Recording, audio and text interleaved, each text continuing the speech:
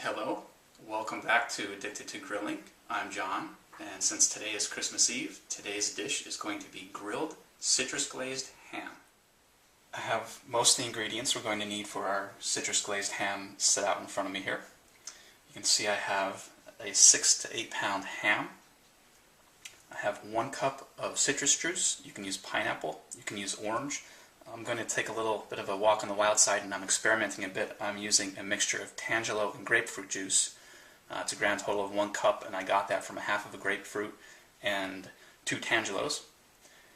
I have a half a cup of honey, 1 cup of dark brown sugar, 5 garlic cloves that I run over a microplaner or a micrograter just to shred them up, 1 tablespoon of cider vinegar, 1 tablespoon of yellow mustard, 1 tablespoon of sage. You can use any type of sage you like. Personally, I prefer Dalmatian sage. 1 tablespoon of thyme, and 3/4 of a tablespoon of chili powder. The hardware or utilities we're going to need are going to be 4 sheets of aluminum foil. I've got 2 underneath my ham here now, and I have another 2 set off to the side. If you have one, a plastic bag that's large enough to hold your ham, you can use that to mix your ingredients and then coat the ham with them. And I'm going to smoke our ham, so I also have some wood chip soaking. Your best choice for wood chips when you're doing a ham would be a wood chips, fruit wood, preferably apple, but any will work. In today's case, I'm actually going to be using hickory chips because that's what I have on hand. Preparation is going to be pretty straightforward. I'm going to take all of our ingredients and mix them together in a bowl.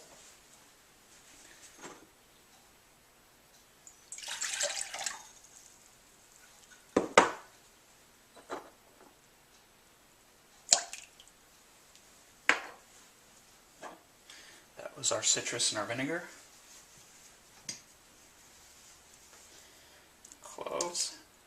Our garlic. You can add a pinch of clove to this as well if you like, but I'm not a fan of clove, so I'm going to omit it. Put in our honey.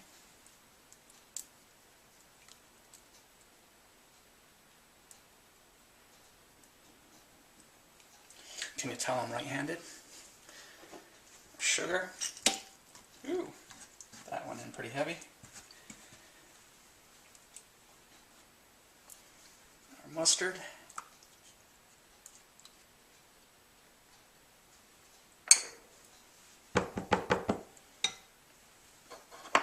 chili powder, thyme, and the sage. That's it. Just going to mix it all together really well. And then once it's mixed, we're going to reserve about half for glaze on the ham toward the final stages of cooking. And we're going to take the other half and rub it all over our ham now. Okay, I've got about half of our glaze here, and I'm going to rub it on our ham right at the start. It's a little thin, but that's fine. As it cooks, we're going to go really long and really low and slow. You know, it's the griller's creed basically for pretty much all the dishes you do. And as it does cook, it's going to thicken up as the sugars melt and then go through a caramelization process. Speaking of cooking, you're going to want to set your grill up for a low to medium heat, indirect grilling. That means that you're going to want it at about 275 degrees. Or if you use the hand check technique, you should be able to hold your hand about 4 inches over the heat source for 9 to 10 seconds before you have to pull it away.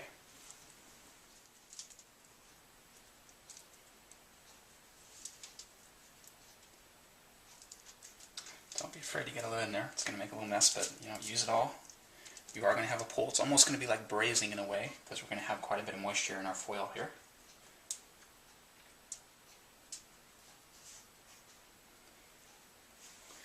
And once you're set, you're going to want to wrap it up as best you can. You want to have it kind of double thick, so that's why I'm using 4 sheets, 2 for the bottom half, 2 for the top half.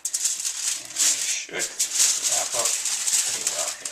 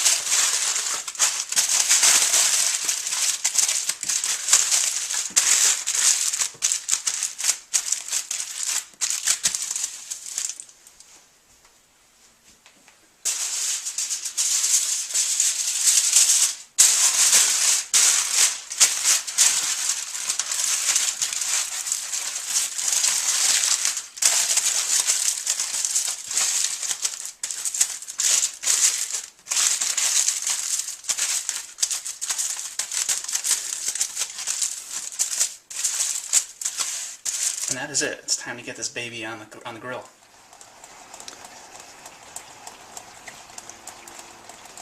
As I said, we're going to be doing our ham over indirect heat. Now, from all the tons of wonderful information on the Addicted to Grilling website and the other recipes we've already done that you may have seen, you'll know the best way to do indirect grilling is to set up a 2 or 3 zone fire, meaning you have the coals off to the sides and you put your dish in the middle. Since I use a big green egg cooker, I don't have that option. My oval shape kind of prohibits me from doing that. So I'm going to show you another way you can do indirect grilling when you have to have your food above the coals. I've been preheating here. I've got my coals hot. But as you'll see, I've also got what looks like 1, but is actually 2 terracotta pot bottoms in there preheating as well. And what that does is, I'm going to put these back down on the rack when we're ready. And that deflects the heat, so you know if there's any dripping or if the coals just get warmer than I need them to be, the heat's diffused, it's pushed around the side, so it's not coming directly up at my ham.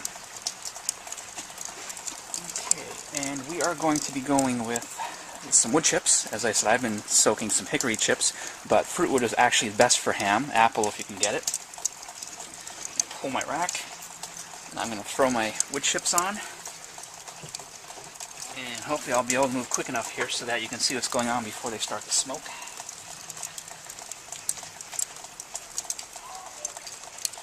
Let's check our heat. I think it's a little high, but let's check it out. 1 Mississippi, 2 Mississippi, 3 Mississippi, 4 Mississippi, 5, 6. Okay, yeah, I'm only up to about 6 and I've got to pull it, so I'm a little hot. I'm going to turn my vents or flues down a bit so there's a little less oxygen coming in. Throw my chips on.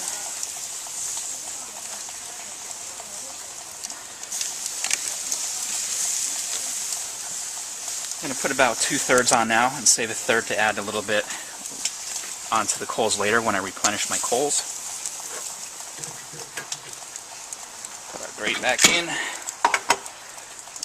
And slightly smaller terracotta pot bottom to act kind of as a stand and a shield for my second larger upside down terracotta bottom. That way I have a bit of an air pocket between the two. That's where I get my indirect heat from.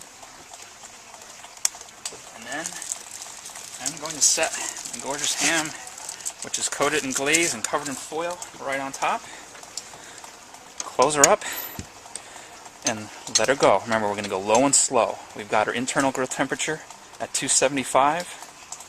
We've got a 6 to 8 pound ham. We want it to reach an internal temperature of 140 degrees. That should take between 3.5 and 4 hours. You know, it'll vary, but that's our estimate. I'm going to come back and check my coals about every 30 to 45 minutes, and when I do my first replenish, I'm going to put the rest of my wood chips on. You don't want to smoke through the whole process, or else it's just going to be too overpowering. You just want it enough to get the flavor, maybe a little bit of a smoke ring on the meat, and then we'll be good to go. Prime example of why you should never use time alone to grill your food, or it will, more often than not, probably ruin your meal. I am only, as I said, about 2.5 hours in, and decided to come out and check with the thermometer, and sure enough, I have hit my internal meat temperature of 160 degrees rather early. Now, if you recall, I was a little hot when I started compared to where I wanted to be, and apparently that heat did not bleed off as much as I expected. So we are set. Stage 1 is done. I am at 160 degrees. It is time for stage 2 of the grilling, which is to open the foil, put what's left of our glaze on, and then leave it on for about another 15 minutes just to let that glaze thicken up a bit. So let's see what we have got. I'm actually going to flip it a bit first.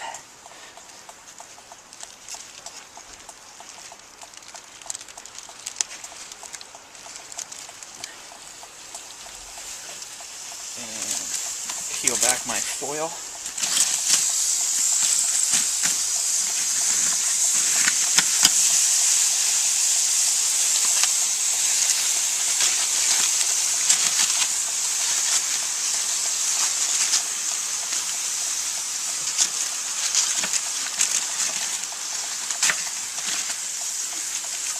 Watch yourself. As you can see, there's a lot of steam coming out. Like I said, this had moisture in it in its packet, so we're basically almost braising the meat.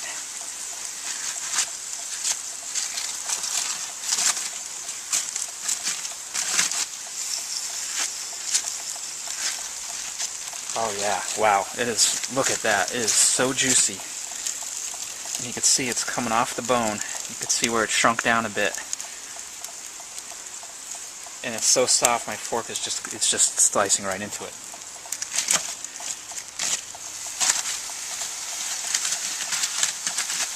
Alright, let's get some more of the glaze on there. And I'm going to actually, before I do that, open my vents up to get a little more heat for this finish, just so the glaze can actually get a little hot and thicken up.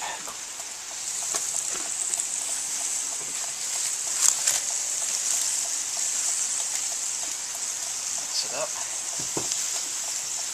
As you can see, I've got the remainder of the glaze that we didn't use at the start. Just going to brush it on. Now, if you want to get this really crispy, another thing you can do is remove your foil completely. If you're using any kind of a plate or like a terracotta pot bottom, such as I am, or any other device for your indirect grilling, you can pull that out.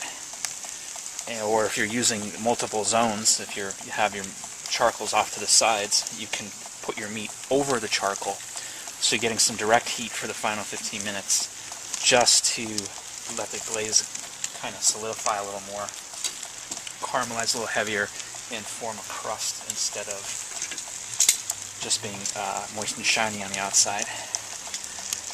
Let's flip this puppy over. Oh yeah, check that out. Look at that. Oh, it's gorgeous. Look at that.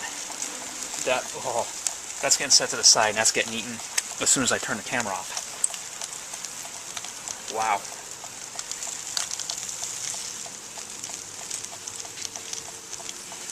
Let's just drizzle a little bit right on here.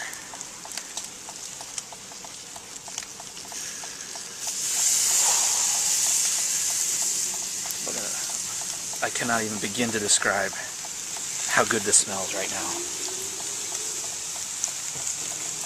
Alright, and that is it. I'm going to close it up.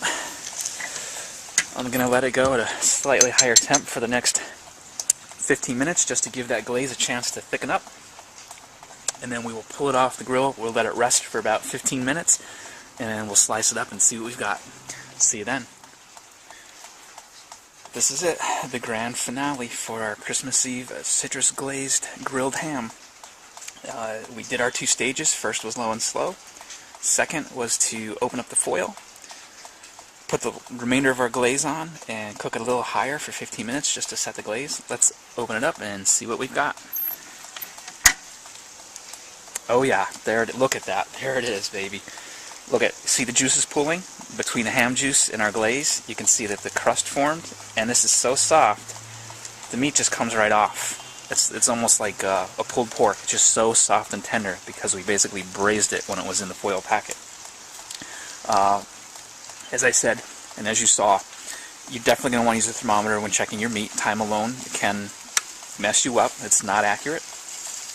And as a quick recap, aside from our 2 stages, we also checked our coals about every half hour to 45 minutes. In my case, about an hour in, I had to reload my charcoal, and I put the last third of my wood chips on at that time. If you're cooking with gas, it's not a worry. You know, touch up your wood chips.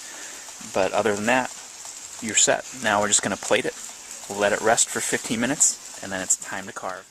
Our citrus glazed grilled ham has had time to rest. Let's uncover it and take a slice and see what we've got.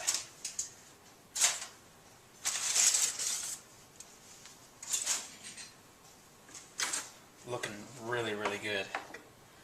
Got a nice deep red outside from the grilling and the smoking, and it's still nice and glistening and juicy from our glaze. Yeah, look all the way around here.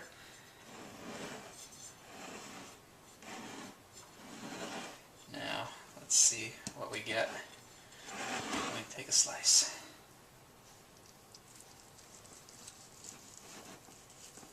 Oh yeah, it's beautiful. You should see the smoke ring on this. Give me 1 second here. I'll show you what we've got. It's so moist it's wanting to just fall right apart. I don't know if you can see it glistening and shiny. If you look around, you can see our nice deep pink smoke ring all the way around the edges. Just take a piece off and really good, really tender, really juicy. Fantastic. And that is it. Citrus glazed grilled ham, our Christmas Eve dinner this year. Hope you have a good Christmas. Enjoy, and we'll see you next year.